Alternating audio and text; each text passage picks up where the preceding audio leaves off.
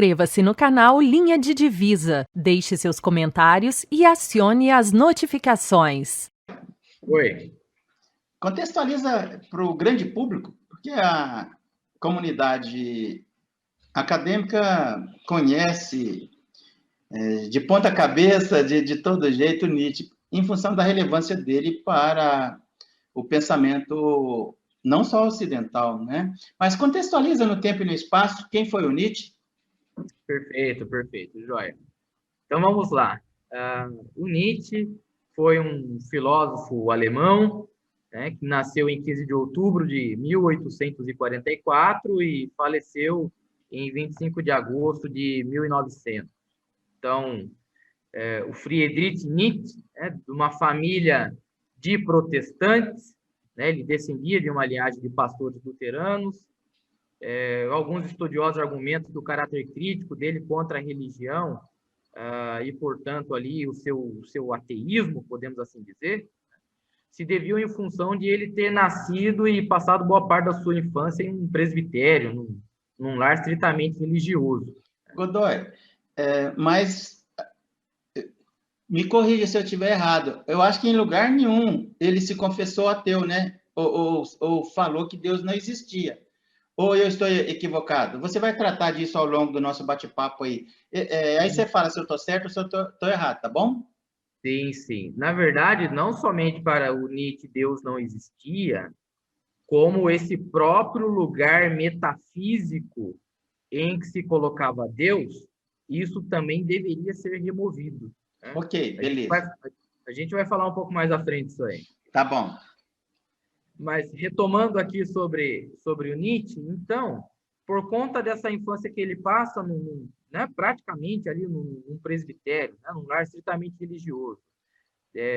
Segundo as biografias, esse lar foi um lar tranquilo assim para ele, né? Não foi um lar assim em que ele sofreu algum tipo de abuso por conta da religião, nada nesse sentido, né? Ele perdeu o pai muito cedo, né? Isso, exatamente, era exatamente isso que eu ia dizer. O fato é que o pai dele, o Carl Ludwig Nietzsche, ele morreu quando Nietzsche tinha 5 anos, né? Tem uma zona nebulosa aí, ele teria se suicidado, o pai dele? Então, há controvérsias, né? Há controvérsias nisso aí, né? Mas que o que tenho lido nas biografias é que, de fato, ele morreu por doença mesmo, né? Morreu por doença e, além disso, o irmãozinho do Nietzsche também, quando o Nietzsche era criança, acabou morrendo e o Nietzsche ficou num lar só com as mulheres, né? Só com a irmã e com a mãe, né? Exatamente. Então, segundo as biografias mais consagradas do Nietzsche, o Nietzsche era apaixonadamente ligado ao pai, né? E o impacto dessa perda para ele foi muito profundo. E o Nietzsche escreve isso em cartas, em correspondências que ele troca com os amigos, enfim, escritos póstumos. Então, realmente ele sentiu muito essa perda. Entendi. Ok. Você quer falar mais um pouco sobre o Nietzsche aí? Sobre a vida dele? Sim. Vamos lá. Então, o que acontece é que o Nietzsche, depois, né, da morte do pai, da morte do irmão, e ele cresce e então muda-se para um internato, né? Então, o tempo vai passando e o Nietzsche já por volta de 1854, mais ou menos, ele teve o primeiro contato com o latim, com o grego. Foi em Viena? Oi? Foi em Viena? Não, em Viena não. Quando ele está em 1854, ele está em Weingarten, se não me engano. Uhum. Nessa época aí, que ele se estabelece, né? Lá em Weingarten. E aí, quando passa esse período dele aí do contato com o latim, com o grego, ele vai e mora por alguns anos lá em uma cidade lá que se chama Forta, de onde ele sai dessa cidade e por volta de 1864 ele ingressa na Universidade de Bonn, né? E aí sim, como estudante de filologia e de teologia, né? Nessa época. E aí, nesse meio tempo, o Nietzsche ele começa a ver a sua fé no cristianismo declinar, né? E a religião começa a ser vista com muita desconfiança por ele. E aí, então, o Nietzsche ele dá uma certa primazia, ele é mais para as questões mesmo da história e da ciência, entendendo isso como fundamentos para que as pessoas construam seus alicerces e tudo mais.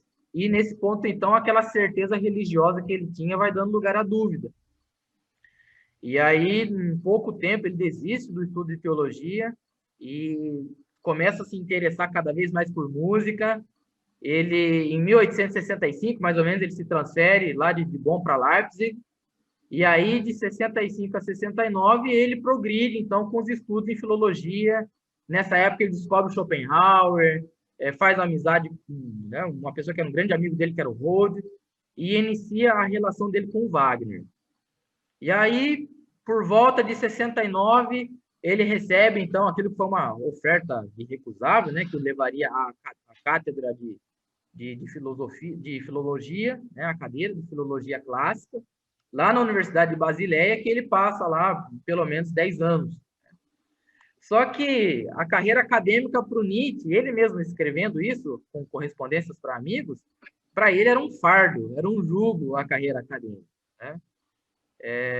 Mas, por outro lado, mesmo sendo um jugo, um fardo para ele, nas biografias é dito que o Nietzsche ele era um professor notório, que ele lecionava com muito vigor, que ele despertava o interesse dos alunos acerca da filologia clássica, e era como se, e cultura da Grécia Antiga, segundo um ex-aluno dele, é como se eles estivessem sentados não aos pés de um educador, mas de um personagem vivo da Antiga Grécia, né, que avançou no tempo para falar para eles acerca de Homero, de Sófocles, de Platão, dos deuses, da mitologia, enfim.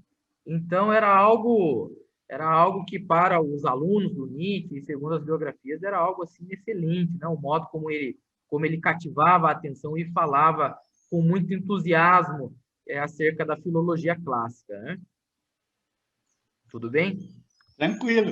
Estou querendo ouvir mais sobre ele. Eu pensei que você ia falar da grande paixão da vida dele, que a irmã e a mãe ficavam, não permitiram que avançasse. A Salomé? A Salomé. Fala um pouquinho. Sim, vamos lá.